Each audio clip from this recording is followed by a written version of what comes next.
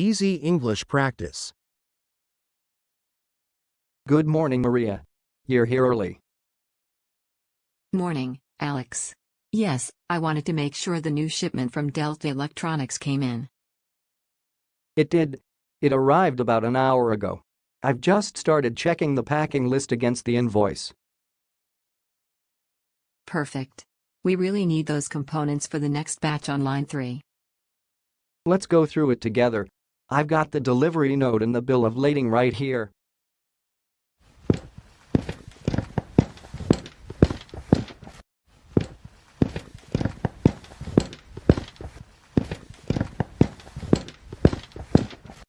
Did you already check for any visible damage to the boxes? Yes, I did a quick inspection. One box is a little dented, but the rest look fine from the outside. Okay, let's be careful when opening that one. We'll start with the box count. The bill of lading says there should be 10 boxes in this shipment. Let's count them together. 1, 2, 3, 9. That's strange. So we have one box missing? Looks like it. I'll make a note of that on the receiving report. And inform the purchasing department so they can follow up with the supplier. Definitely. Let's check the contents of the first box. These are the resistors, looks like they are in good condition. The packing list says 500 pieces. Let's count. Okay. 10 bags of 50 each. That's 500. Great. Next box, capacitors. It should be 300 pieces. One bag is torn, and I see some pieces loose in the box. Let's collect them. We've got 298 here, so 2 are missing. We should note that as a shortage. Yes, I'll write shortage 2 PCS in the inspection record. Now the dented box, let's see. Oh no, these printed circuit boards have a chapped corner. That makes them defective. We can't use these on the line. I'll take some photos for documentation. And label the box do not use. Done. The rest of the boxes look fine from the outside. We should still open and check them. Box 4, LED displays, all intact. Box 5, transistors, sealed in correct quantity. Box 6, microcontrollers, no visible damage. Box 7, connectors, counted, all good. Box 8, heat sinks, matches the packing list exactly. Box 9, switches, correct quantity. So to summarize, 1 box missing, 2 capacitors missing, 1 box of defective PCBs. Right. Let's make sure we have all this documented for the supplier claim. I'll send the report and photos to purchasing after lunch. Thanks, Alex. That will help us avoid delays in production. Before you send the report, could you also check if the purchase order number matches on all the documents? Good point. Let me see. The invoice says PO number 4521, the packing list says PO number 4521, and the bill of lading, yes, it's the same. Perfect. That will make the supplier's job easier when processing our claim. I'll attach scanned copies of all these documents to the email. Great. Should we call them first or just send the email? I think we should call. It's better to confirm they're aware of the missing and damaged items. Agreed. Do you have their contact information? Yes, it's on the supplier database. Let me just log into the system. While you do that, I'll start labeling the boxes that are ready for storage. All right, I've got the phone number. I'll put it on speaker so we can both hear. Good idea. Hello, this is Alex from Orion Manufacturing. We received your shipment today and found some discrepancies. Oh, can you tell me the purchase order number? Sure, it's PO number 4521. All right, what's the issue? 1 box is missing, 2 capacitors are missing from a torn bag, and 1 box of printed circuit boards arrived damaged. I'm sorry to hear that. Could you send us photos and the receiving report? Yes, I'll email them today.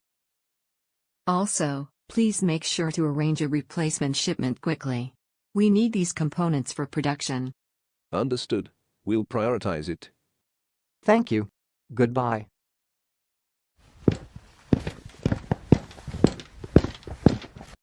Well, that was straightforward. Yes, but now we need to finish documenting everything. Right. Let's complete the receiving checklist first. I'll tick off the items we've already verified and write pending replacement next to the damaged and missing ones. While you're doing that, I'll write the storage location codes on the boxes we're keeping. Where should the resistors go? I'll be shelf 2, same as usual. Got it. And the capacitors? I'll see shelf 4. But keep the damaged bag in a separate bin with a label. Done. What about the LED displays? They go in aisle D, shelf 1, fragile section. Okay, I'll move those carefully with the trolley. Good. Always make sure to handle them gently. All right, all the good items are in place. The defective PCBs are still here on the pallet. We'll put them in the quarantine area until the supplier arranges pickup. Should I fill out the return materials authorization form now? Yes. We need that before we can send anything back. Okay, I'll log into the RMA system. It asks for the supplier name, PO number, item description, quantity, and reason for return. For a reason, put receipt damaged unusable. Done. It also asks for photos. Use the ones you took earlier. Uploaded. And submit. Great.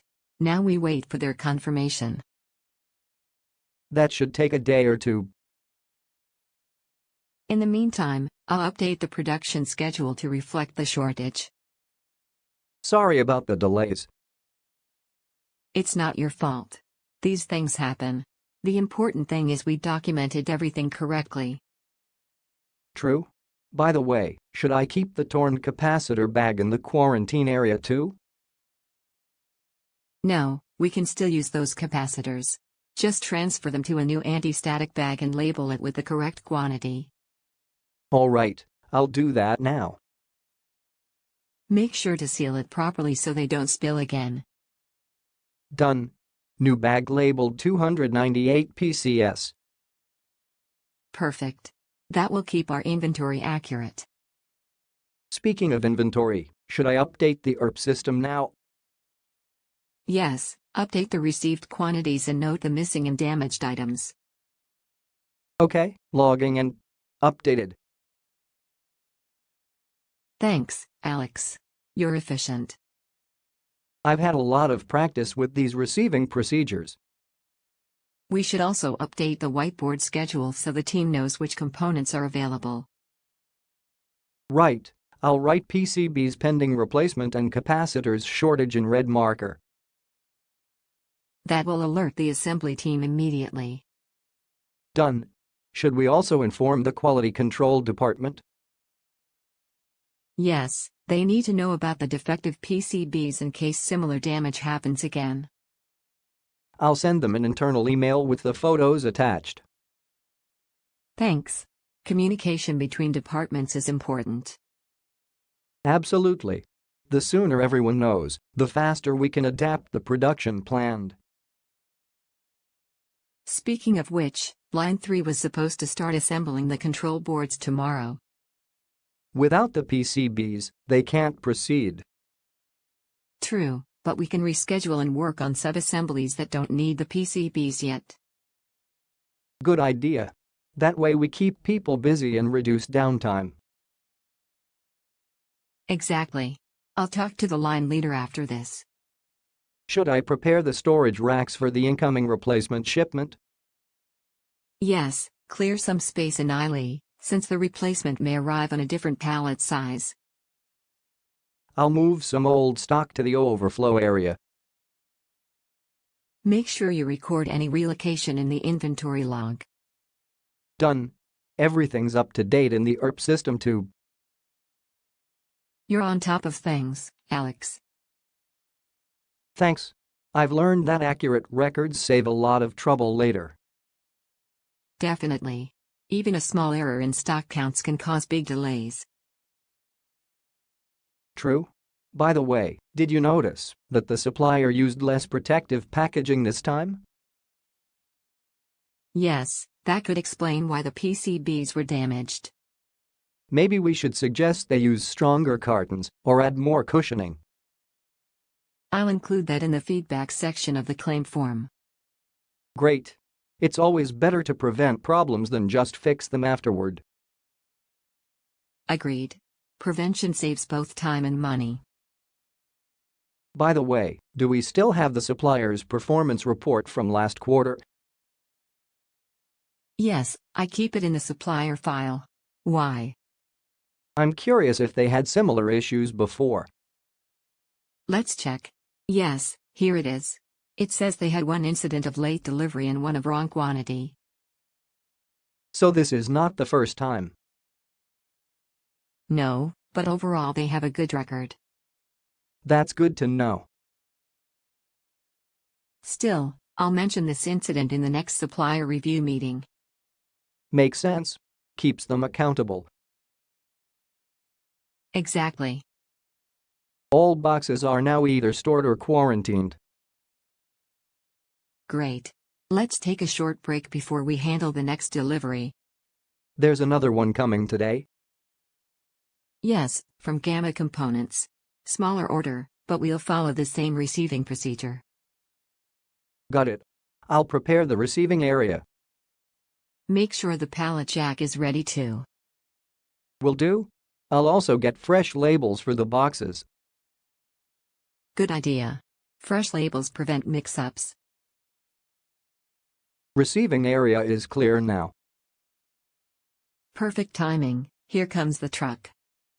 I'll guide the driver to back up to the loading dock. I'll grab the clipboard and delivery note. All right, truck is in position. Let's check the paperwork before unloading.